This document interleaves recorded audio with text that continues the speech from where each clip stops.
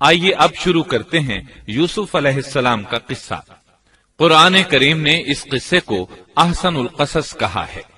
اس کے بارے میں اللہ تعالی نے پوری ایک سورت یعنی سورہ یوسف نازل فرمائی۔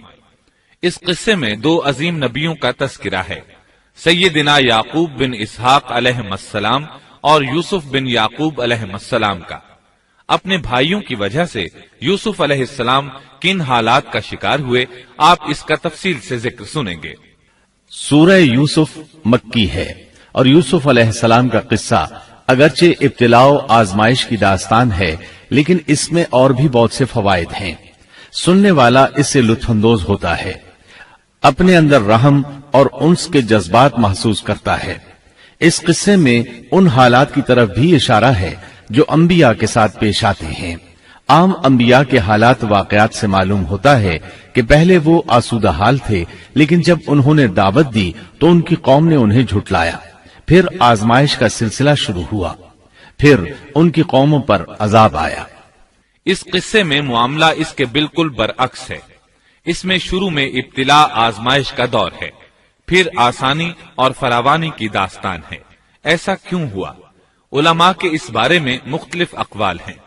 عطا رحمت اللہ علیہ فرماتے ہیں، غمزدہ پریشان حال اگر یوسف علیہ السلام کے قصے کو سنتا ہے تو اس کے دل کو سکون ملتا ہے، وہ مطمئن ہو جاتا ہے، اس لیے کہ اس میں تنگی کے بعد آسانی ہے، مشکلات کے بعد اللہ کی نعمتوں کا نزول اس سے ظاہر ہے۔ سورہ یوسف سورہ ہود کے بعد نازل ہوئی۔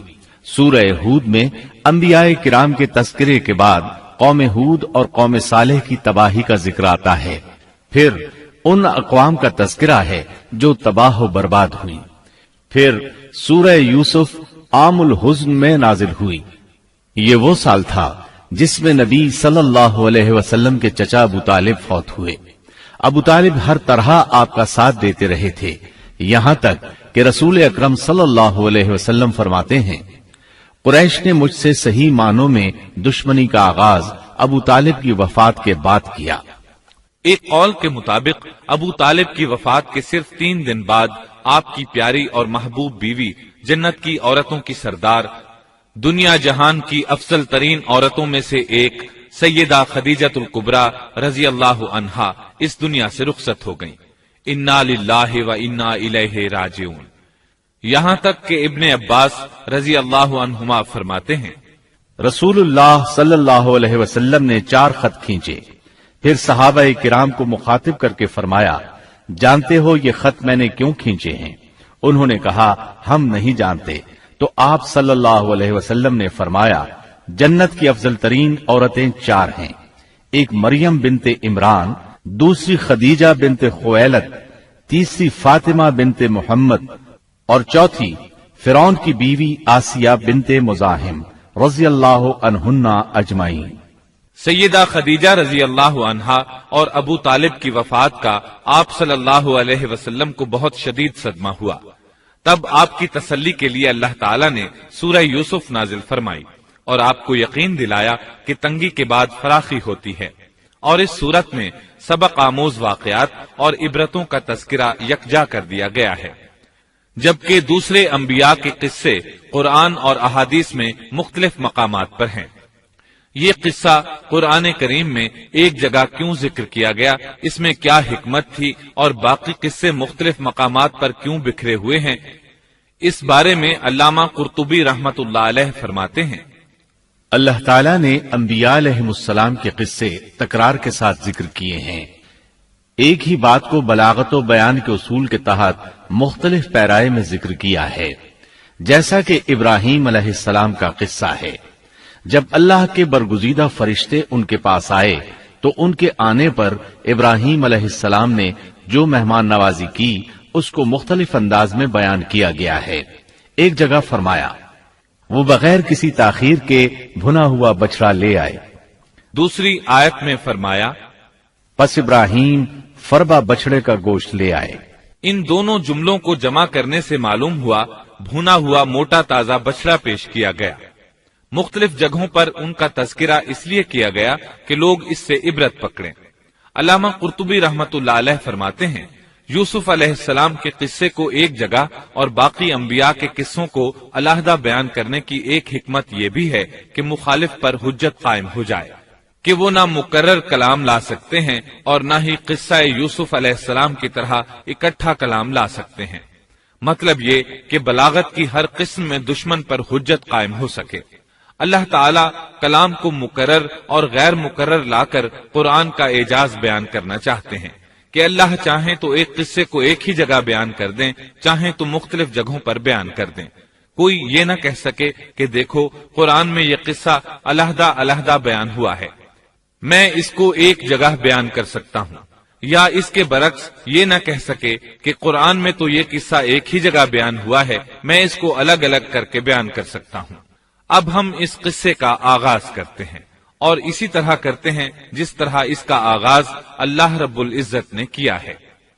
شروع اللہ کے نام سے جو بڑا مہربان نہایت رحم والا ہے۔ الف لام را، یہ روشن کتاب کی آیتیں ہیں۔ یقیناً ہم نے اس کتاب کو عربی قرآن بنا کر نازل فرمایا ہے تاکہ تم سمجھ سکو۔ ہم آپ کے سامنے بہترین بیان پیش کرتے ہیں اس قرآن سے جو ہم نے آپ کی جانب وحی کے ذریعے نازل کیا ہے، اور یقیناً آپ اس سے پہلے بے خبروں میں سے تھے۔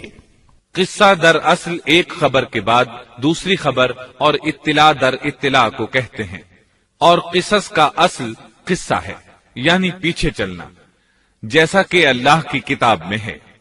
موسیٰ کی والدہ نے ان کی بہن سے کہا کہ تو اس کے پیچھے پیچھے جا، اور قصص کی اصل یہی ہے کہ کسی خبر کا پے در پے آنا۔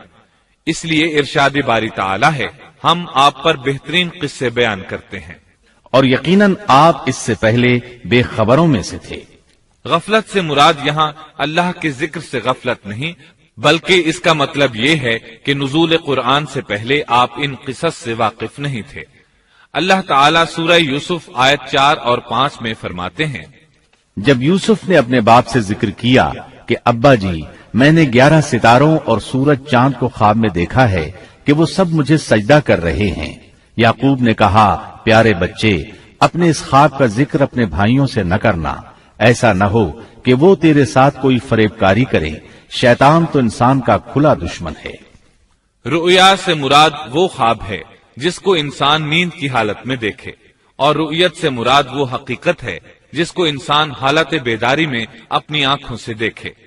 تو یوسف علیہ السلام نے خواب میں دیکھا کہ 11 ستارے اور سورج اور چاند انہیں سجدہ کر رہے ہیں۔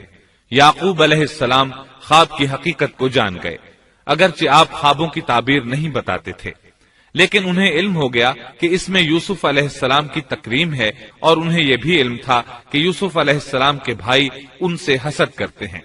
اسی لیے انہوں نے یوسف علیہ السلام سے کہا کہ اپنے بھائیوں کو یہ خواب نہ سنانا۔ یوسف علیہ السلام کے 11 بھائی تھے، بنیامین ان کے سگے بھائی تھے، باقی 6 ایک ماں سے اور 4 2 لونڈیوں سے تھے۔ حقیقی بھائی ان سے حسد نہیں کرتا تھا، وہ عمر میں ان سے چھوٹا تھا، باقی سب ان سے حسد کرتے تھے، اور اس حسد کی وجہ یہ تھی کہ یعقوب علیہ السلام ان سے والہانہ محبت کرتے تھے۔ اسی طرح بنیامین سے بھی انہیں بہت لگاؤ تھا، مطلب یہ کہ ان دونوں سے انہیں زیادہ محبت تھی، اور محبت میں کمی بیشی کوئی بری چیز نہیں، البتہ نبی کریم صلی اللہ علیہ وسلم نے فرمایا، ان میں عدل سے ضرور کام لیں۔ غرض یعقوب علیہ السلام کو ان دونوں سے زیادہ محبت تھی، ان کا دل ان کی طرف زیادہ مائل تھا، یہاں تک کہ لمحہ بھر بھی انہیں نظروں سے اوجھل نہیں کرتے تھے۔ یوسف علیہ السلام کے بھائی جب کھیل کے لیے نکلتے تو یعقوب علیہ السلام فرماتے، یوسف کو یہیں چھوڑ دو، گویا ہر وقت ان کا پہرا دیتے تھے۔ اللہ تعالیٰ سورہ یوسف آیت 6 میں فرماتے ہیں، اور اسی طرح تجھے تیرا پروردگار برگزیدہ کرے گا، اور تجھے معاملہ فہمی یعنی خوابوں کی تعبیر بھی سکھائے گا، اور اپنی نعمت تجھے بھرپور عطا فرمائے گا، اور یعقوب کے گھر والوں کو بھی، جیسے کہ اس نے اس سے پہلے تیرے دادا اور پردادا یعنی ابراہیم و اسحاق کو بھی بھرپور اپنی نعمت دی۔ یقیناً تیرا رب بہت بڑے علم والا اور زبردست حکمت والا ہے۔ یعنی آپ کو منتخب کر لیا اور تمام بھائیوں سے آپ کو چن لیا، اور یعقوب علیہ السلام کے سارے بیٹوں سے آپ کا انتخاب کیا، اور اس دور کے لوگوں میں سے آپ کو نبوت دینے کا ارادہ کیا۔ مزید یہ کہ وہ لوگوں کو خوابوں کی تعبیر بھی بتاتے تھے، اور آیت میں جس نعمت کا ذکر ہے اس سے مراد نبوت کی نعمت ہے، اور یہ قصہ اللہ تعالیٰ نے نصیحت کے لیے ذکر کیا ہے۔ اللہ تعالیٰ سورہ یوسف آیت 7 اور 8 میں فرماتے ہیں، یقیناً یوسف اور اس کے بھائیوں میں دریافت کرنے والوں کے لیے بڑی بڑی نشانیاں ہیں، جبکہ انہوں نے کہا کہ یوسف اور اس کا بھائی بنسبت ہمارے باپ کو بہت زیادہ پیارا ہے، حالانکہ ہم طاقتور جماعت ہیں، کوئی شک نہیں کہ ہمارے ابا سری غلطی میں ہیں۔ کہا جاتا ہے کہ یہودیوں نے نبی کریم صلی اللہ علیہ وسلم سے یوسف علیہ السلام کے قصے کے متعلق سوال کیا تو یہ مکمل سورت انہیں قصہ سنانے کے لیے نازل ہوئی، جبکہ بنی اسرائیل کو یہ مکمل قصہ معلوم نہ تھا، اور جو معلوم تھا وہ بھی تحریف شدہ تھا۔ قرآن ان کی اس تحریف کو واضح کرنے کے لیے بھی نازل ہوا، اور جو بھی بنی اسرائیل کا شخص یا کوئی اور اس کے متعلق پوچھے گا اس کے لیے عبرتیں اور نصیحتیں ہیں۔ یوسف کے بھائیوں نے کہا کہ ہمارا باپ یوسف اور اس کے بھائی سے زیادہ محبت کیوں کرتا ہے، جبکہ ہم ایک جماعت ہیں۔ اپنے باپ کے اس عمل پر اعتراض کیا، اور یقیناً یہ ایک بہت برا گمان تھا۔ ضلال کا معنی گمراہی ہوتا ہے، لیکن کبھی خطا پر بھی بولا جاتا ہے، اور انہوں نے باہمی مشورہ کیا اور سوچ بچار کے بعد یوسف علیہ السلام کے قتل کی تجویز طے ہوئی۔ اللہ تعالیٰ آیت 9 میں فرماتے ہیں، یوسف کو تو مار ہی ڈالو یا اسے کسی نامعلوم جگہ پھینک دو کہ تمہارے والد کا رخ صرف تمہاری طرف ہی ہو جائے، اس کے بعد تم نیک ہو جانا۔ مطلب یہ کہ وہ آپس میں کہنے لگے یوسف کو قتل کر دو۔ اس پر بڑے بھائی یہودا نے مداخلت کی اور کہا قتل بہت سنگین جرم ہے، اس پر وہ بولے تب پھر اسے کہیں غائب کر دو تاکہ باپ کی توجہ تمہاری طرف ہو جائے اور یوسف والی رکاوٹ ختم ہو جائے۔ دیکھیے کیسی سوچ ہے، پہلے برائی کریں گے پھر توبہ کریں گے اور نیک بن جائیں گے۔ بھلا کیا ایسا آدمی جو برائی اس نیت سے کرتا ہے بعد میں توبہ کر لے گا، کیا اس کی توبہ قبول ہوگی؟ علماء فرماتے ہیں توبہ کا دروازہ کھلا ہے۔ اللہ تعالیٰ رات کے وقت صدا دیتا ہے کہ دن کو برائی کرنے والے توبہ کر لے، اور دن کو آواز دیتا ہے رات کو برائی کرنے والے توبہ کر لے۔ کوئی توبہ کا دروازہ بند نہیں کر سکتا، یہاں تک کہ انسان جتنی بار بھی گناہ کر کے توبہ کرے اللہ قبول کرتا ہے۔ اس لیے اللہ نے ان کی توبہ قبول کر لی۔ تاہم اس بات سے ڈرنا چاہیے کہ اگر گناہ کرنے کے بعد توبہ کا موقع ہی نہ ملے اور موت آ لے تو کیا ہوگا؟ یہ بات نہایت ہی خوفناک ہے کہ توبہ کا موقع ہی نہ ملے۔ اللہ تعالیٰ آیت نمبر 10 میں فرماتے ہیں، ان میں سے ایک نے کہا یوسف کو قتل تو نہ کرو بلکہ اسے کسی اندھے کنویں کی تہ میں ڈالاؤ کہ اسے کوئی آتا جاتا قافلہ اٹھا لے جائے، اگر تمہیں کرنا ہی ہے تو یوں کرو۔ یہودا نے انہیں قتل سے روکا اور کہا قواسم کے راستے میں اموقی نام کا کنواں ہے، اسے اس میں ڈال دو، کوئی گزرتا ہوا قافلہ اسے اٹھا لے جائے گا، اس سے نجات ہی پانا چاہتے ہو تو یہ کام کرو۔ سب نے اس بات سے اتفاق کیا۔ اب اپنے باپ کے پاس گئے، باپ سے انہوں نے جو کہا آیت 11 اور 12 میں آتا ہے، انہوں نے کہا ابا آخر آپ یوسف کے بارے میں ہم پر اعتبار کیوں نہیں کرتے؟ ہم تو اس کے خیر خواہ ہیں، کل آپ ضرور اسے ہمارے ساتھ بھیج دیجئے کہ خوب کھائے پیے اور کھیلے، اور اس کی حفاظت کے ہم ذمہ دار ہیں۔ یعقوب علیہ السلام نے ان کی بات کے جواب میں جو کچھ کہا آیت نمبر 13 اور 14 میں اس کا ذکر موجود ہے۔ یعقوب نے کہا اسے تمہارا لے جانا مجھے تو سخت صدمہ دے گا، اور مجھے یہ بھی کھٹکا لگا رہے گا کہ تمہاری غفلت میں اسے بھیڑیا کھا جائے۔ انہوں نے جواب دیا کہ ہم جیسی زوراور جماعت کی موجودگی میں بھی اگر اسے بھیڑیا کھا جائے تو ہم بالکل نکمے ہی ہوئے۔ وہاں بھیڑیے کثرت سے تھے، اس لیے یعقوب علیہ السلام ڈرتے تھے۔ بیٹوں کے بار بار اصرار پر یعقوب علیہ السلام یوسف علیہ السلام کو ان کے ساتھ بھیجنے پر رضامند ہو گئے۔ اللہ تعالیٰ آیت 15 میں فرماتے ہیں، پھر جب اسے لے چلے اور سب نے مل کر ٹھان لیا کہ اسے غیر آباد گہرے کنویں کی تہ میں پھینک دیں، ہم نے یوسف کی طرف وحی کی کہ یقیناً وقت آ رہا ہے کہ تو انہیں اس ماجرے کی خبر اس حال میں دے گا کہ وہ جانتے ہی نہ ہوں گے۔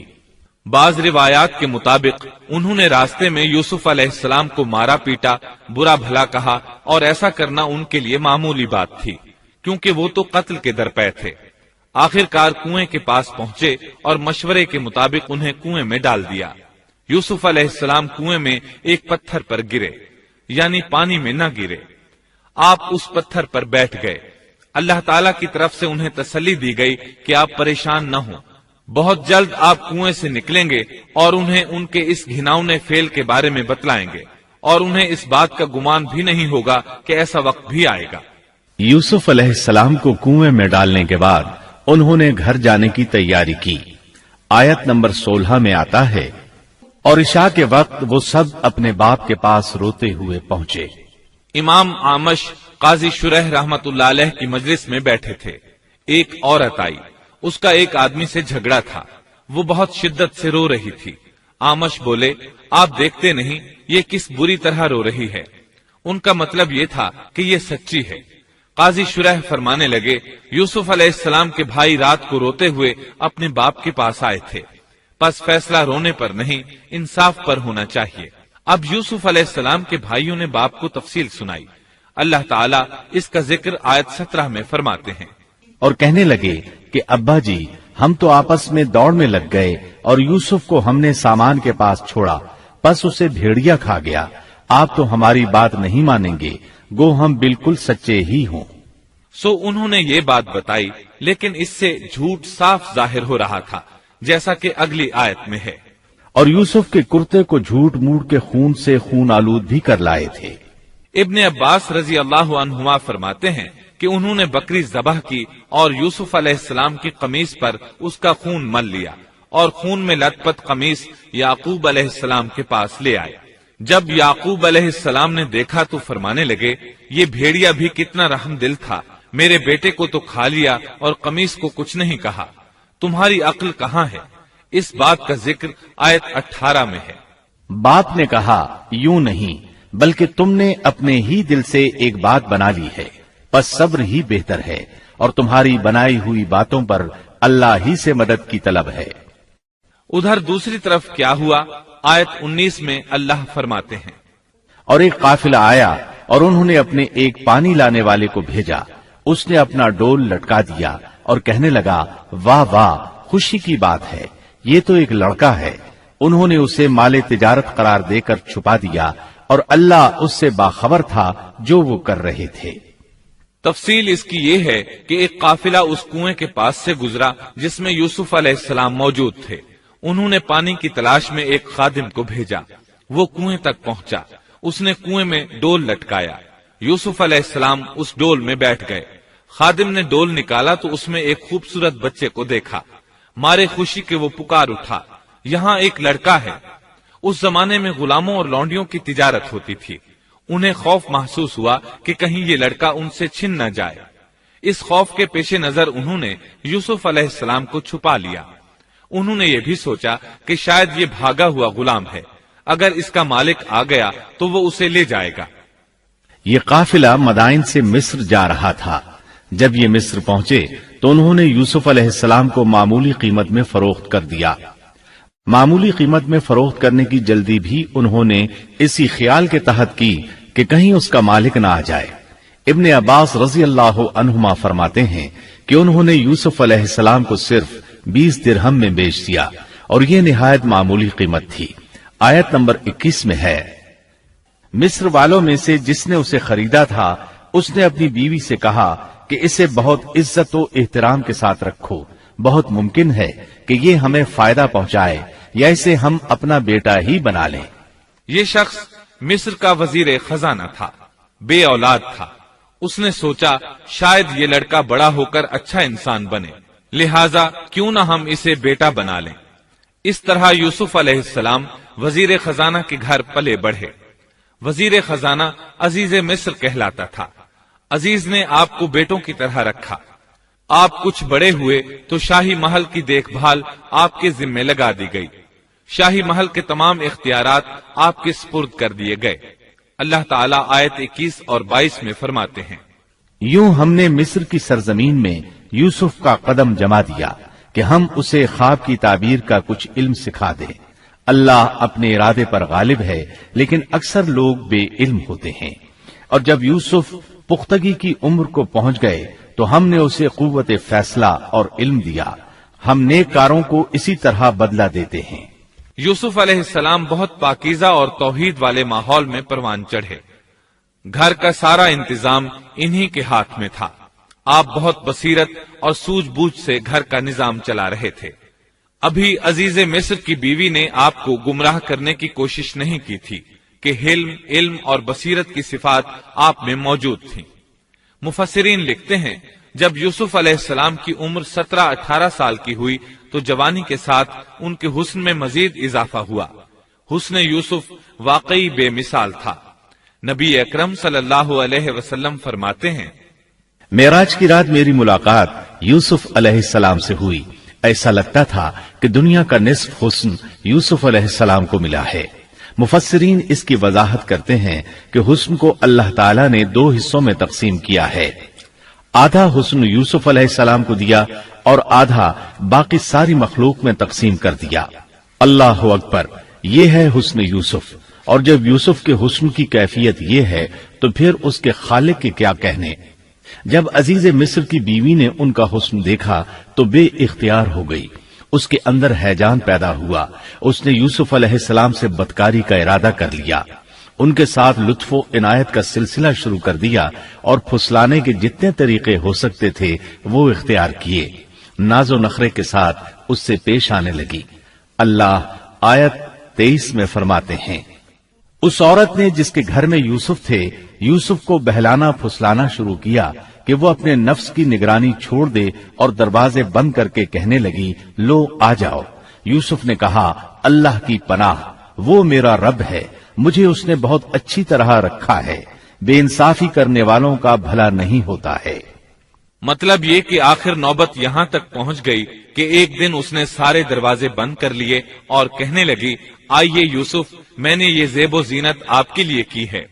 یوسف علیہ السلام فرمانے لگے، اللہ کی پناہ، یہ ناممکن ہے، میں ایسا نہیں کر سکتا. کیا میں اپنے مالک کی گھر والی سے بدکاری کروں جس نے مجھے اپنے بیٹوں کی طرح ناز و نعمت میں رکھا؟ یہ بہت بڑا ظلم ہے اور ظالم لوگ فلاح نہیں پا سکتے. آپ نے فوراً انکار کر دیا، اس لیے کہ آپ صاحب علم تھے، صاحب حلم تھے. بادشاہ کے مقام اور مرتبے کو جاننے کے ساتھ برائی کے نقصانات سے بھی باخبر تھے. خود صاحب فضل تھے اور اہل فضل کے مقام و مرتبے سے بھی واقف تھے. قرآن کریم کی آیات آپ کی طہارت اور پاکیزگی بیان کر رہی ہیں. آیت 24 میں ہے، اس عورت نے یوسف کا قصد کیا اور یوسف اس کا قصد کرتے اگر وہ اپنے پروردگار کی دلیل نہ دیکھتے. یوسف علیہ السلام نے اس کا ارادہ نہیں کیا، یہاں تک کہ اللہ تعالیٰ کی مہربانی سے ان کے دل میں اس گناہ کا خیال تک نہیں آیا. اللہ تعالیٰ نے آخر آپ کو علم بھی دیا تھا اور حلم بھی. آپ بادشاہ کے مرتبے سے واقف تھے، نیک تھے، جانتے تھے زانی کبھی فلاح نہیں پا سکتا، بلکہ آپ نے تو فوراً کہہ دیا، اللہ کی پناہ، میں ایسا ہرگز نہیں کر سکتا. اتنی بڑی آزمائش میں ان کے دل میں خیال آنا ممکن تھا. جیسا کہ سخت گرمی اور پیاس کی حالت میں کسی کو ٹھنڈے پانی کا گلاس ملے تو دل میں پانی پی لینے کا خیال ضرور آتا ہے، لیکن پھر یاد آتا ہے کہ وہ روزے سے ہے. لیکن یوسف علیہ السلام کے دل میں تو اتنا سا خیال بھی نہیں آیا. اس کی وجہ یہ تھی کہ آپ نے اپنے رب کی دلیل دیکھی تھی. وہ دلیل کیا تھی، اس بارے میں مفسرین کے مختلف اقوال ہیں. بعض کہتے ہیں آپ نے جبرائیل علیہ السلام کو دیکھا، بعض کہتے ہیں آپ نے یعقوب علیہ السلام کو دیکھا، وہ انہیں انگلی کے اشارے سے منع کر رہے تھے. بعض نے لکھا ہے کہ آپ نے دروازے پر یہ لکھا دیکھا تھا، بے شک زنا بڑی بے حیائی اور بہت ہی بری راہ ہے. بہرحال یہ مفسرین اور مورخین کے اقوال ہیں. اس بارے میں کوئی صحیح حدیث نہیں ملتی. اتنا ہے کہ آپ نے کوئی ایسی چیز دیکھی ضرور تھی جس کی بنا پر آپ کو خیال تک نہ آیا، اور برہان اللہ ہی کی طرف سے تھی. اس نے انہیں سوچنے بھی نہ دیا. اللہ آیت نمبر 24 میں فرماتے ہیں، اس طرح ہم نے انہیں اس برائی اور بے حیائی سے بچا لیا کیونکہ وہ ہمارے مخلص بندوں میں سے تھے. اللہ نے آپ کو صرف زنا سے نہیں برائی سے بھی بچا لیا. یہ اس بات کی دلیل ہے کہ آپ نے ارادہ تک نہیں کیا. پھر اسی آیت میں اللہ نے آپ کو اپنا برگزیدہ بندہ فرمایا اور یہ ممکن ہی نہیں کہ کوئی انسان اللہ کے برگزیدہ بندوں میں سے بھی ہو اور پھر کفر بھی کرے، ہرگز ممکن نہیں۔ انبیاء ایسی باتوں سے پاک رہتے ہیں۔ عزیز مصر کی بیوی نے اصرار کیا، آپ کو مجبور کیا اور لگی چمٹنے تو یوسف علیہ السلام وہاں سے بھاگے۔ عزیز کی بیوی آپ کے پیچھے بھاگی۔ اللہ تعالیٰ نے آیت 25 میں اس واقعے کو یوں بیان فرمایا ہے، اور دونوں دروازے کی طرف دوڑے، اور اس عورت نے یوسف کا کرتا پیچھے کی طرف سے کھینچ کر پھاڑ ڈالا، اور دروازے کے پاس ہی عورت کا شوہر دونوں کو مل گیا، تو کہنے لگی، جو شخص تیری بیوی کے ساتھ برا ارادہ کرے بس اس کی سزا یہی ہے کہ اسے قید کر دیا جائے یا اور کوئی دردناک سزا دی جائے۔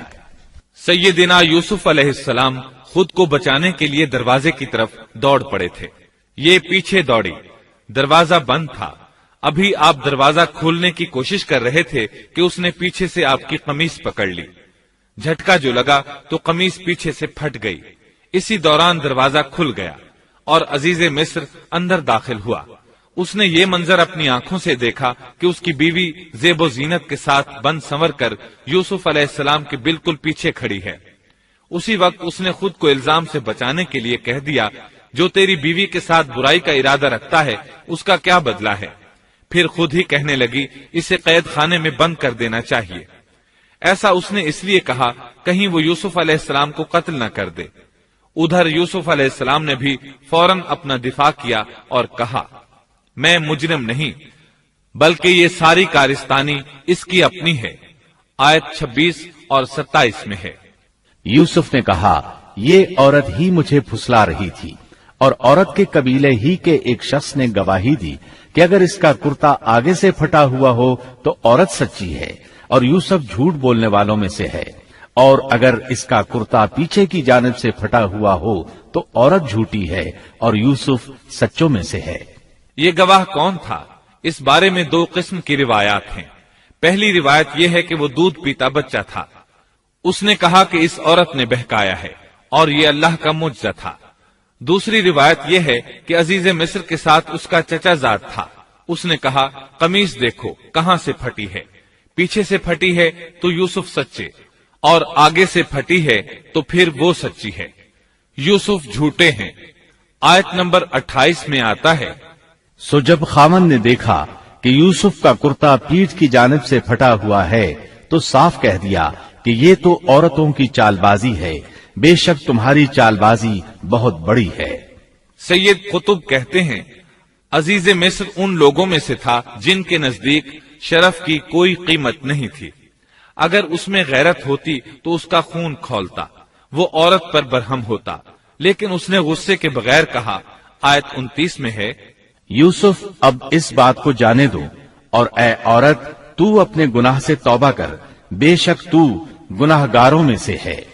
اس کے علاوہ اس نے کوئی اور بات نہ کی، یہاں تک کہ یوسف علیہ السلام کو گھر ہی میں رہنے دیا، جدا بھی نہ کیا۔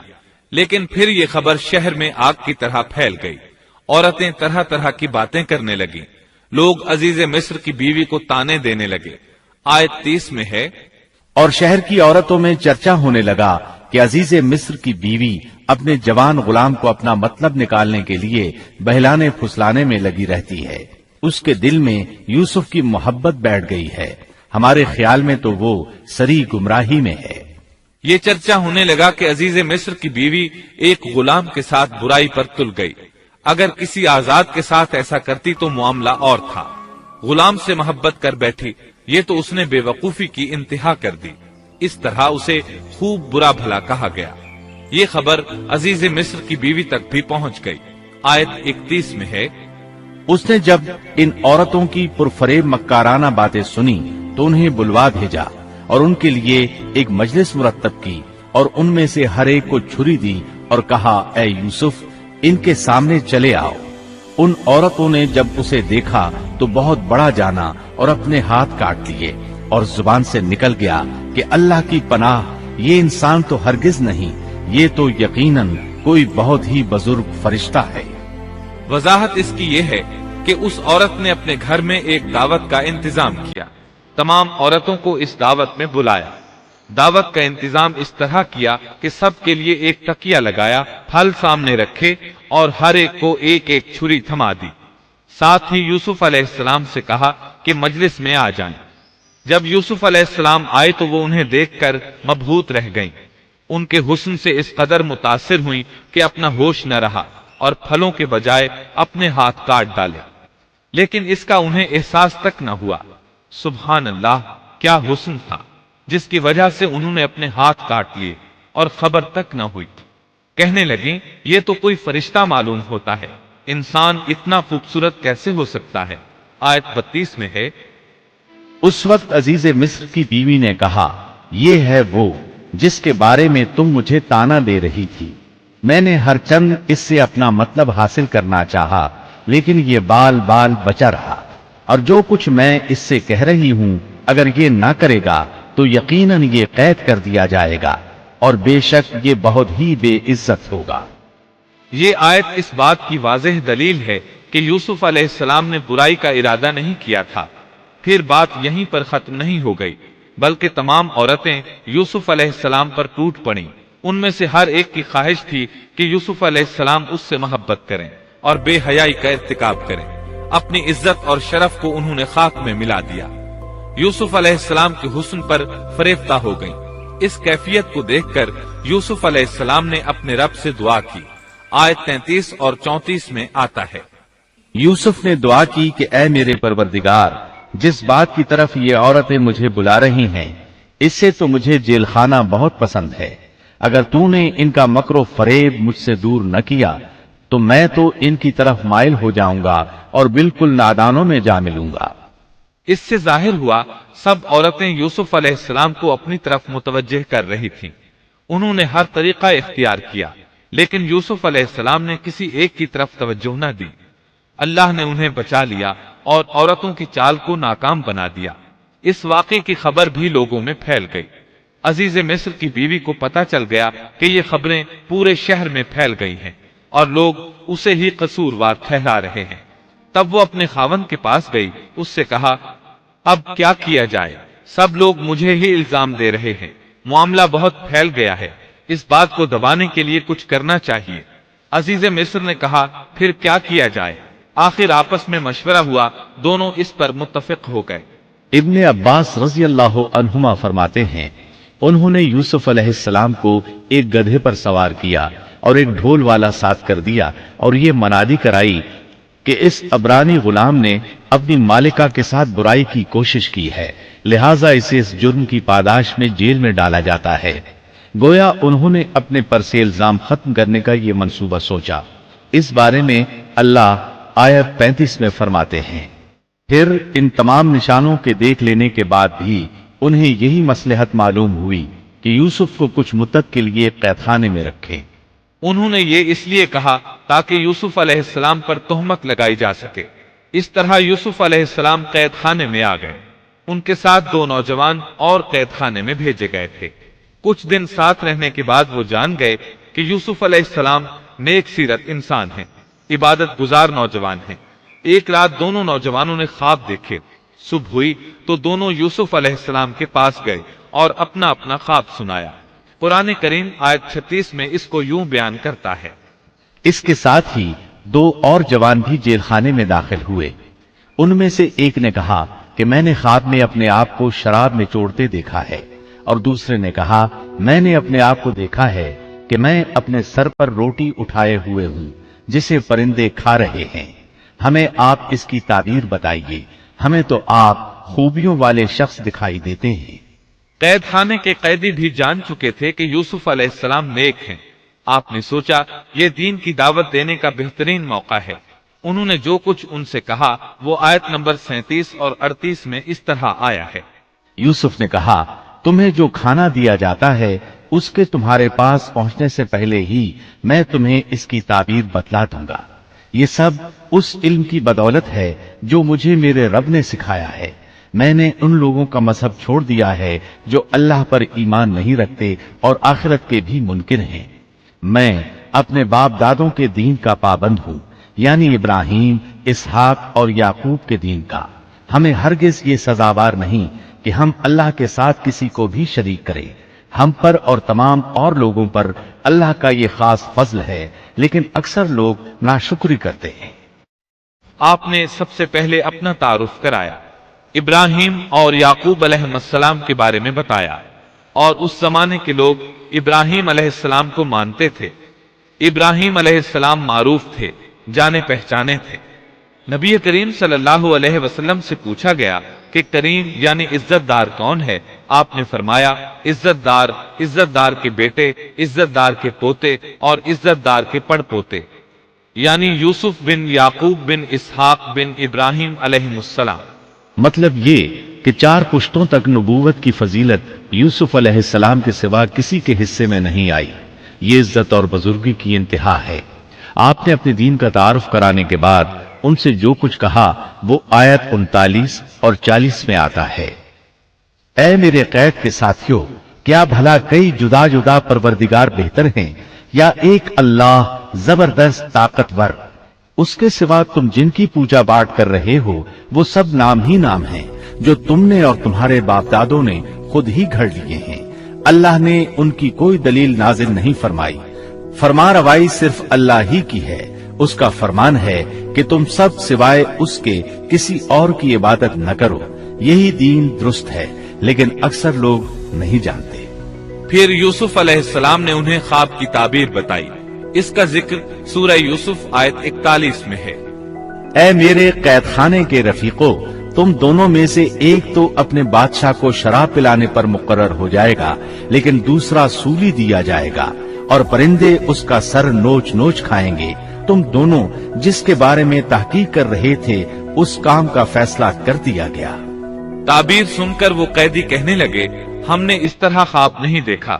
جس کے قتل کی تعبیر بتائی گئی تھی وہ تو خاص طور پر کہنے لگا، میں نے یہ خواب نہیں دیکھا۔ اس پر یوسف علیہ السلام نے فرمایا، یہ اللہ کا فیصلہ ہے، تبدیل نہیں ہو سکتا۔ پھر آپ نے دوسرے قیدی سے فرمایا، اور جس کی نسبت یوسف کا گمان تھا کہ ان دونوں میں سے یہ چھوٹ جائے گا، اس سے کہا کہ اپنے بادشاہ سے میرا ذکر بھی کر دینا۔ پھر اسے شیطان نے اپنے بادشاہ سے ذکر کرنا بھلا دیا اور یوسف نے کئی سال قید خانے ہی میں کاٹے۔ پھر اسی طرح ہوا، ایک کو پھانسی پر چڑھا دیا گیا، دوسرا بادشاہ کو شراب پلانے پر مقرر ہوا، لیکن وہ یوسف علیہ السلام کا ذکر کرنا بھول گیا۔ اللہ تعالیٰ آیت 42 میں فرماتے ہیں، شیطان نے اسے بھلا دیا۔ اس آیت کی تفسیر بعض مفسرین نے یہ کی ہے کہ شیطان نے یوسف علیہ السلام کو اپنے رب یعنی اللہ تعالیٰ کی یاد سے غافل کر دیا، اور انہوں نے ایک بندے سے چاہا کہ وہ اپنے رب یعنی شاہ مصر سے ان کا تذکرہ کر کے ان کی رہائی کی کوشش کرے۔ اس لیے اللہ تعالیٰ نے ان کو یہ سزا دی کہ وہ کئی سال تک جیل میں پڑے رہے۔ یہ تفسیر بالکل غلط ہے۔ درست یہ ہے کہ فَأَنْسَاهُ کی ضمیر اس شخص کی طرف لوٹتی ہے جس کے متعلق یوسف علیہ السلام کا گمان تھا کہ وہ رہائی پانے والا ہے، اور اس آیت کے معنی یہ ہیں کہ شیطان نے اس شخص کو اپنے آقا سے یوسف علیہ السلام کا ذکر کرنا بھلا دیا، جیسا کہ علامہ ابن کثیر اور دیگر مفسرین نے اسی طرح کہا ہے۔ انس رضی اللہ عنہ سے مروی یہ روایت کہ اللہ تعالیٰ نے یوسف علیہ السلام کی طرف وحی کی کہ اے یوسف، تجھے تیرے بھائیوں سے کس نے نجات دی؟ فرمایا، اے اللہ، آپ نے۔ اللہ نے پھر پوچھا، یوسف، تجھے کنویں سے کس نے نکالا؟ انہوں نے جواب دیا، اللہ، آپ نے۔ اللہ تعالیٰ نے پھر پوچھا، یوسف، تجھے عورتوں سے کس نے بچایا؟ کہا، اللہ، آپ نے۔ اب اللہ نے فرمایا، پھر اب اللہ کے سوا کسی اور سے نجات کیوں طلب کرتے ہو؟ یہ روایت عقل اور نقل دونوں کے خلاف ہے، کیونکہ تکالیف و مصائب سے خلاصی کے لیے دنیاوی اسباب اختیار کرنا جائز ہے، جیسا کہ سورۃ المائدہ میں اللہ تعالیٰ فرماتے ہیں کہ نیکی اور تقوی کے کاموں میں ایک دوسرے کا تعاون کرو، اور یوسف علیہ السلام کا رہائی پانے والے شخص سے اپنی رہائی کے متعلق بادشاہ سے بات کرنے کو کہنا اس آیت کے عین مطابق ہے، اور ایسا کرنا توکل علی اللہ کے خلاف نہیں۔ لہٰذا مذکورہ بیان کردہ روایت جس طرح سند کے اعتبار سے کمزور ہے، اسی طرح مفہوم کے اعتبار سے بھی قرآن کے خلاف ہے۔ یوسف علیہ السلام قید خانے میں پڑے ہیں، کسی کو ان کی خبر تک نہیں۔ یہ ان کی ایک اور آزمائش تھی، کسی کو خبر ہو تو نکالے۔ आखिर कुछ मुद्दत बाद बादशाह ने ख्वाब देखा।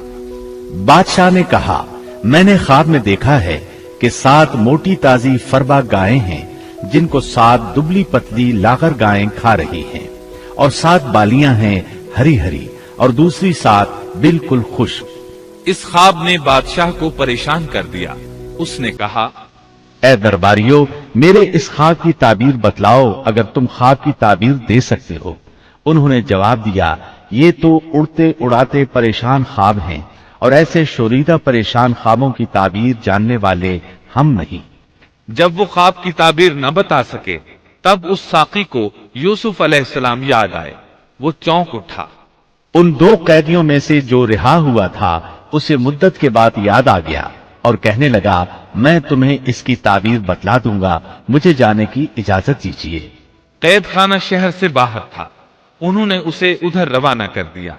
वो जेल पहुंचा, यूसुफ अलैहिस्सलाम से मिला और बोला, ऐ यूसुफ, ऐ बहुत बड़े सच्चे, आप हमें इस ख्वाब की ताबीर बतलाइए कि 7 मोटी ताजी गायें हैं जिन्हें 7 दुबली पतली गायें खा रही हैं, और 7 बिल्कुल सब्ज पोशे हैं और 7 ही दूसरे बिल्कुल खुश्क हैं, ताकि मैं वापस जाकर उन लोगों से कहूं ताकि वो सब जान लें। तब यूसुफ अलैहिस्सलाम ने ख्वाब की ताबीर बताई। यूसुफ ने जवाब दिया कि तुम 7 साल तक पैर दर पैर लगातार हस्बे आदत गल्ला बोया करना और फसल काट कर उसे बालियों समेत ही रहने देना, सिवाय अपने खाने की थोड़ी सी मिकदार के। इसके बाद 7 साल निहायत सख्त आहद के आएंगे। वो उस गल्ले को खा जाएंगे जो तुमने उनके लिए जखीरा रख छोड़ा था, सिवाय उस थोड़े से गल्ले के जो तुम महफूज करके रखोगे। आपने सिर्फ ख्वाब की ताबीर नहीं बताई बल्कि इलाज भी बताया। इसके बाद एक और बात भी बताई। इसके बाद जो साल आएगा उसमें लोगों पर खूब बारिश बरसाई जाएगी और वो उसमें शीरे अंगूर भी खूब निचोड़ेंगे। साकी बहुत तेजी से वापस गया, बादशाह को पूरी तफसील बताई। तब बादशाह ने कहा, यूसुफ को मेरे पास लाओ। बादशाह का कासिद वापस आया और आपसे कहा, बादशाह आपको बुला रहा है। यूसुफ अलैहिस्सलाम ने कहा, मैं कैद खाने से नहीं निकलूंगा। नबी करीम सल्लल्लाहु अलैहि वसल्लम फरमाते हैं, अल्लाह यूसुफ अलैहिस्सलाम पर रहम फरमाए, उन्होंने किस हद तक सब्र किया। उनकी जगह मैं होता और मुझे कैद खाने से निकलने के लिए कहा जाता तो मैं फौरन बाहर निकल जाता। 7 साल तक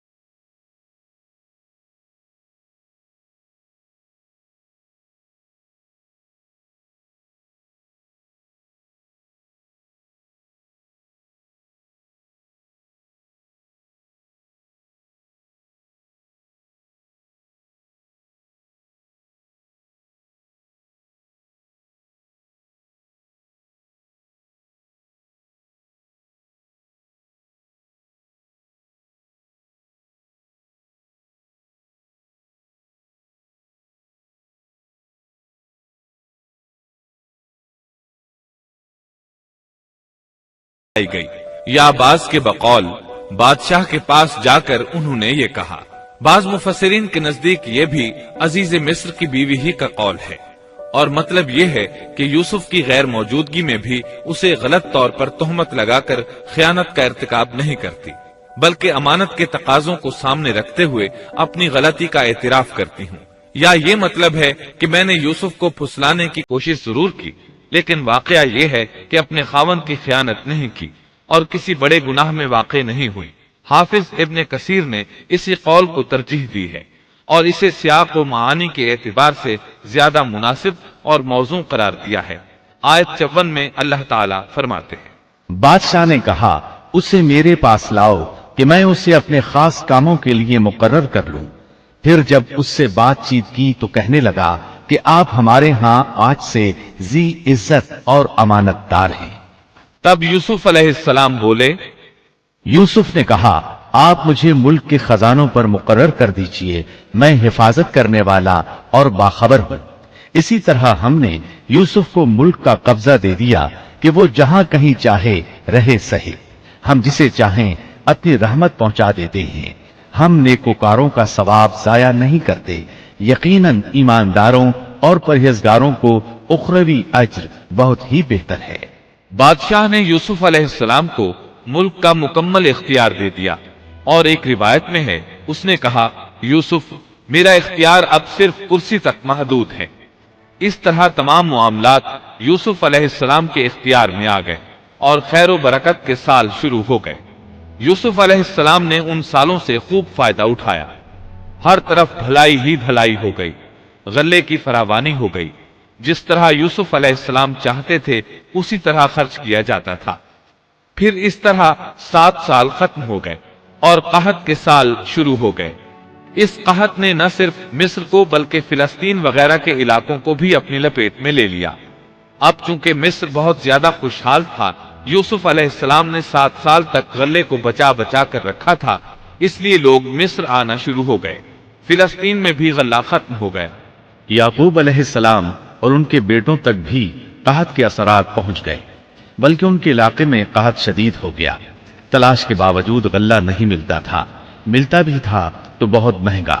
فلسطین میں خبر پہنچی کہ مصر کا بادشاہ پرانی قیمت پر غلہ دے رہا ہے۔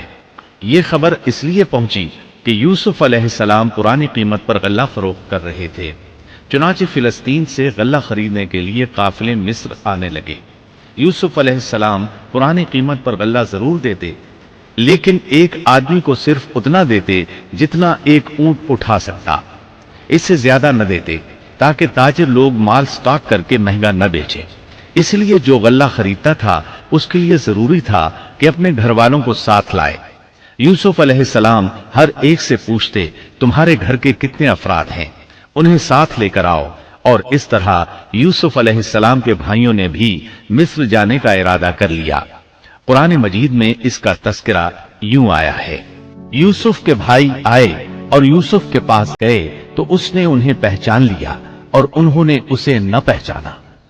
یوسف علیہ السلام نے گندم دینے سے پہلے پوچھا، تم کون ہو، کہاں سے آئے ہو، تم جاسوس لگتے ہو۔ وہ قسمیں کھانے لگے۔ آپ نے پوچھا، تمہارا باپ کون ہے، تم کتنے بھائی ہو، کیا تمہارا کوئی اور بھائی بھی ہے، تمہارا کوئی بھائی فوت تو نہیں ہو گیا؟ اس طرح آپ نے ان سے مکمل تفصیل پوچھی، انہوں نے اپنے بارے میں بتا دیا۔ آپ نے ان سے کہا، اور جب اس نے ان کے لیے سامان تیار کر دیا تو کہا کہ تم میرے پاس اپنے اس بھائی کو بھی لانا جو تمہارے باپ کی طرف سے ہے۔ کیا تم نے نہیں دیکھا کہ میں پورا ناپ کر دیتا ہوں، اور میں ہوں بھی بہترین مہمانی کرنے والوں میں۔ آپ نے ان سے یہ بھی کہا، پس اگر تم اسے میرے پاس لے کر نہ آئے تو میری طرف سے تمہیں کوئی ناپ بھی نہ ملے گا، بلکہ تم میرے قریب بھی نہ پھٹکنا۔ انہوں نے کہا، اچھا، ہم اس کے والد سے تذکرہ کریں گے اور پوری کوشش کریں گے۔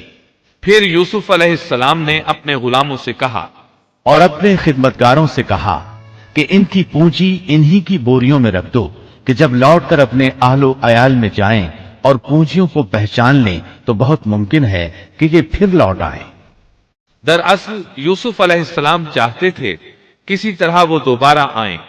انہیں یہ خدشہ محسوس ہوا کہ ممکن ہے دوبارہ آنے کے لیے ان کے پاس رقم نہ ہو اور یہ غلہ خریدنے نہ آئیں، اس لیے ان کی قیمت ان کے سامان میں رکھ دی تاکہ وہ دوبارہ آئیں۔ جب یہ گھر پہنچے تو سامان کھولنے سے پہلے باپ سے کہا، جب یہ لوگ لوٹ کر اپنے والد کے پاس گئے تو کہنے لگے، ہم سے تو غلے کا پیمانہ روک لیا گیا، اب آپ ہمارے ساتھ ہمارے بھائی کو بھیجیے کہ ہم پیمانہ بھر کر لائیں، ہم اس کی نگہبانی کے ذمہ دار ہیں۔ یعنی انہوں نے کہا کہ آئندہ ہمیں غلہ اسی صورت میں ملے گا جب ہم اپنے چھوٹے بھائی بنیامین کو ساتھ لے جائیں گے۔ اس پر یعقوب علیہ السلام نے فرمایا، یعقوب نے کہا کہ مجھے تو اس کی بابت تمہارا بس ویسا ہی اعتبار ہے جیسا اس سے پہلے اس کے بھائی کے بارے میں تھا، بس اللہ ہی بہترین حافظ ہے اور وہ سب مہربانوں سے بڑا مہربان ہے۔ مطلب یہ کہ یعقوب علیہ السلام نے ان کی بات ماننے سے انکار کر دیا۔ اس کے بعد جب انہوں نے اپنا سامان کھولا تو کیا دیکھا؟ جب انہوں نے اپنا سامان کھولا تو انہوں نے اپنا سرمایہ موجود پایا جو ان کی جانب لوٹا دیا گیا تھا۔ کہنے لگے، اے ہمارے باپ، ہمیں اور کیا چاہیے؟ دیکھیے تو یہ ہمارا سرمایہ بھی ہمیں واپس لوٹا دیا گیا ہے۔ ہم اپنے خاندان کو غلہ لا دیں گے اور اپنے بھائی کی نگرانی رکھیں گے اور ایک اونٹ کا پیمانہ زیادہ لائیں گے۔ یہ ناپ تو بہت آسان ہے۔ جب یعقوب علیہ السلام نے یہ معاملہ دیکھا اور ان کا اصرار بڑھا تو سوچ میں پڑ گئے کہ معاملہ کچھ اور معلوم ہوتا ہے۔ بس انہیں اللہ تعالی کی طرف سے الہام ہوا کہ ساتھ بھیج دیجیے۔ یعقوب نے کہا، میں تو اسے ہرگز تمہارے ساتھ نہ بھیجوں گا جب تک کہ تم اللہ کو بیچ میں رکھ کر مجھے قول و قرار نہ دو کہ تم اسے میرے پاس پہنچاؤ گے، سوائے اس ایک صورت کے کہ تم سب گرفتار کر لیے جاؤ۔ جب انہوں نے پکا قول و قرار دیا تو انہوں نے کہا، ہم جو کچھ کہتے ہیں اللہ اس پر نگہبان ہے۔ انہوں نے مزید نصیحت کی اور یعقوب نے کہا، اے میرے بچوں، تم سب ایک دروازے سے نہ جانا بلکہ کئی جدا جدا دروازوں میں سے داخل ہونا۔ میں اللہ کی طرف سے آنے والی کسی چیز کو تم سے ٹال نہیں سکتا، حکم صرف اللہ ہی کا چلتا ہے۔ میرا کامل بھروسہ اسی پر ہے اور ہر ایک بھروسہ کرنے والے کو اسی پر بھروسہ کرنا چاہیے۔ مطلب یہ تھا کہ تم 11 نوجوان ہو، تمہیں دیکھ کر کوئی حسد نہ کر بیٹھے، تمہیں نظر نہ لگ جائے، اور نظر کا لگ جانا برحق ہے، اور یہ بسا اوقات انسان کو قبر میں پہنچا دیتی ہے۔ اب یہ روانہ ہوئے۔ جب وہ انہی راستوں سے جن کا حکم ان کے والد نے انہیں دیا تھا گئے، کچھ نہ تھا کہ اللہ نے جو بات مقرر کر دی ہے وہ اس سے انہیں ذرا بھی بچا لے، مگر یعقوب کے دل میں ایک خیال پیدا ہوا جسے اس نے پورا کر لیا۔ بلا شبہ وہ ہمارے سکھلائے ہوئے علم کا عالم تھا، لیکن اکثر لوگ نہیں جانتے۔ مطلب یہ کہ انسان کی کوشش کے باوجود تقدیر اپنا کام دکھا جاتی ہے۔ عطا رحمت اللہ علیہ فرماتے ہیں کہ یعقوب علیہ السلام کے بارے میں یہ جو فرمایا کہ اس کے پاس ہمارا دیا ہوا علم تھا، اس کا مطلب یہ ہے کہ یعقوب علیہ السلام جو بھی بات کرتے تھے اس میں اللہ کا ذکر ہوتا اور غور و فکر کے بعد بات کرتے، پہلے اللہ کا نام لیتے، اور یہی ان کا علم تھا۔ یوسف علیہ السلام کے بھائی گئے اور دربار میں حاضر ہوئے۔ آپ نے معمول کے مطابق ان کی رہائش کا انتظام کیا، ہر دو کو ایک کمرہ دیا۔ اس طرح بنیامین اکیلے بچ گئے۔ یوسف علیہ السلام نے فرمایا، چلو اسے ادھر میرے پاس چھوڑ جاؤ۔ جب وہ چلے گئے تو یوسف علیہ السلام نے انہیں گلے سے لگا لیا۔ یہ سب جب یوسف کے پاس پہنچ گئے تو اس نے اپنے بھائی کو اپنے پاس جگہ دی اور کہا کہ میں تیرا بھائی یوسف ہوں، بس یہ جو کچھ کرتے رہے اس کا کچھ رنج نہ کر۔ مطلب یہ کہ وہ بنیامین کو بھی ستاتے رہے۔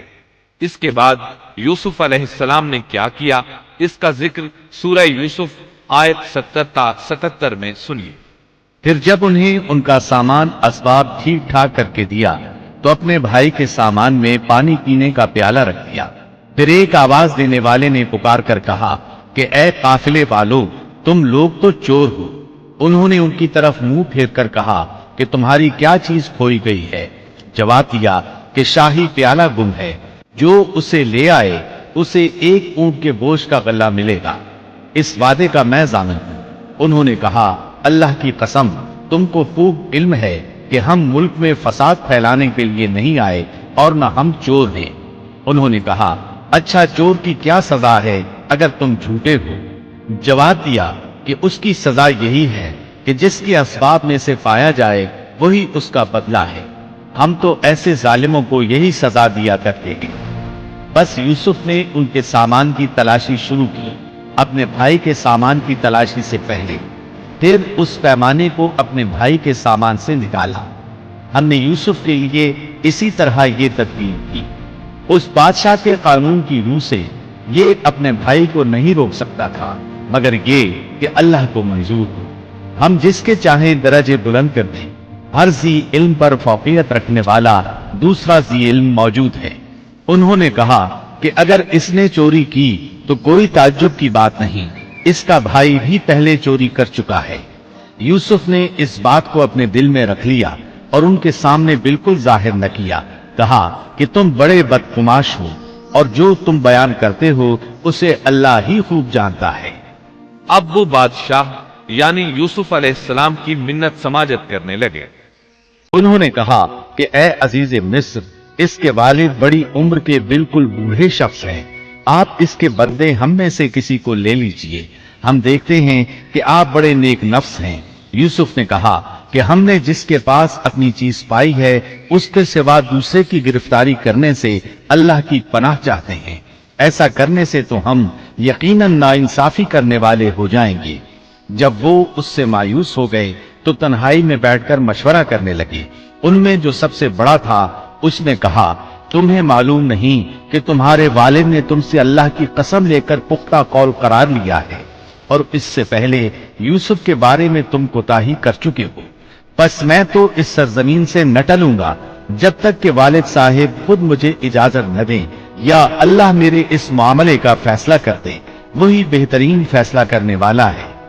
تم سب والد صاحب کی خدمت میں واپس جاؤ اور کہو کہ ابا جی، آپ کے صاحبزادے نے چوری کی اور ہم نے وہی گواہی دی تھی جو ہم جانتے تھے، ہم کچھ غیب کی حفاظت کرنے والے نہ تھے۔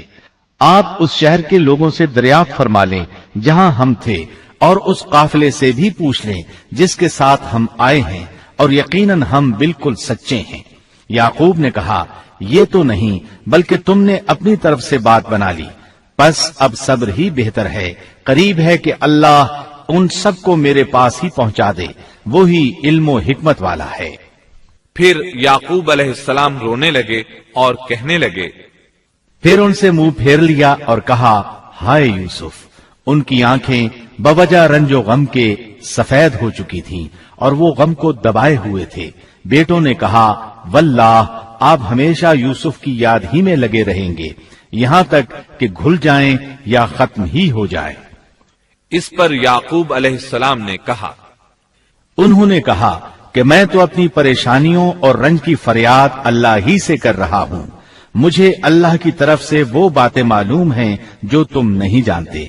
میرے پیارے بچوں، تم جاؤ اور یوسف کی اور اس کے بھائی کی پوری طرح تلاش کرو اور اللہ کی رحمت سے نا امید نہ ہو، یقیناً رب کی رحمت سے نا امید وہی ہوتے ہیں جو کافر ہوتے ہیں۔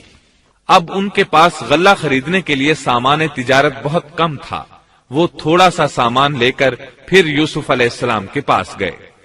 پھر جب یہ لوگ یوسف کے پاس پہنچے تو کہنے لگے کہ اے عزیز، ہم کو اور ہمارے خاندان کو دکھ پہنچا ہے، ہم حقیر پونجی لائے ہیں، پس آپ ہمیں پورے غلے کا ناپ دیجئے اور ہم پر خیرات کیجئے، اللہ خیرات کرنے والوں کو بدلہ دیتا ہے۔ اب برادران یوسف ان کے سامنے رسوائی کے درجے تک پہنچ گئے، چنانچہ یوسف علیہ السلام نے انہیں زیادہ پریشان کرنا مناسب نہ سمجھا اور اپنا مکمل تعارف کروا دیا۔ یوسف نے کہا، جانتے بھی ہو کہ تم نے یوسف اور اس کے بھائی کے ساتھ اپنی نادانی کی حالت میں کیا کیا؟ انہوں نے کہا، واقعی تو ہی یوسف ہے۔ جواب دیا کہ ہاں، میں یوسف ہوں اور یہ میرا بھائی ہے۔ اللہ نے ہم پر فضل و کرم کیا۔ بات یہ ہے کہ جو بھی پرہیزگاری اور صبر کرے تو اللہ کسی نیکوکار کا اجر ضائع نہیں کرتا۔ انہوں نے کہا، اللہ کی قسم، اللہ نے تجھے ہم پر برتری دی ہے اور یہ بھی بالکل سچ ہے کہ ہم خطا کار تھے۔ جواب دیا، آج تم پر کوئی ملامت نہیں ہے، اللہ تمہیں بخشے، وہ سب مہربانوں سے بڑا مہربان ہے۔ میرا یہ کرتا تم لے جاؤ اور اسے میرے والد کے منہ پر ڈال دو کہ وہ دیکھنے لگیں اور اپنے خاندان کو میرے پاس لے آؤ۔ وہ قمیص لے کر یعقوب علیہ السلام کی طرف چل دیے۔ جو ہی مصر سے چلے، یعقوب علیہ السلام نے خوشبو محسوس کر لی۔ جب یہ قافلہ جدا ہوا تو ان کے والد نے کہا کہ مجھے تو یوسف کی خوشبو آ رہی ہے، اگر تم مجھے بے وقوف نہ کہو۔ وہ کہنے لگے کہ واللہ آپ اپنے اسی پرانے خط میں مبتلا ہیں۔ جب خوشخبری دینے والے نے پہنچ کر ان کے منہ پر وہ کرتا ڈالا، اسی وقت وہ پھر سے بینا ہو گئے۔ کہا کیا میں تم سے نہ کہا کرتا تھا کہ میں اللہ کی طرف سے وہ باتیں جانتا ہوں جو تم نہیں جانتے؟ انہوں نے کہا ابا جی، آپ ہمارے لیے گناہوں کی بخشش طلب کیجئے، بے شک ہم قصوروار ہیں۔ کہا اچھا، میں جلد ہی تمہارے لیے اپنے پروردگار سے بخشش مانگوں گا، وہ بہت بڑا بخشنے والا اور نہایت مہربانی کرنے والا ہے۔ پھر سارا خاندان یوسف علیہ السلام کے پاس آیا۔ جب یہ سارا گھرانہ یوسف کے پاس پہنچ گیا تو یوسف نے اپنے ماں باپ کو اپنے پاس جگہ دی اور کہا اللہ کو منظور ہے تو آپ سب امن و امان کے ساتھ مصر میں آؤ، اور اپنے تخت پر اپنے ماں باپ کو اونچا بٹھایا اور سب اس کے سامنے سجدے میں گر گئے۔ تب کہا کہ ابا جی، یہ میرے پہلے کے خواب کی تعبیر ہے، میرے رب نے اسے سچا کر دکھایا۔ اس نے میرے ساتھ بڑا احسان کیا جبکہ مجھے جیل خانے سے نکالا اور آپ لوگوں کو صحرا سے لے آیا۔ اس اختلاف کے بعد جو شیطان نے مجھ میں اور میرے بھائیوں میں ڈال دیا تھا، میرا رب جو چاہے اس کے لیے بہترین تدبیر کرنے والا ہے، اور وہ بہت علم و حکمت والا ہے۔ اے میرے پروردگار، تو نے مجھے کچھ حکومت عطا فرمائی اور مجھے خواب کی تعبیر سکھلائی۔ اے آسمانوں اور زمین کے پیدا کرنے والے، تو ہی دنیا و آخرت میں میرا ولی اور کارساز ہے۔ تو مجھے اسلام کی حالت میں فوت کر اور نیکوں میں ملا دے۔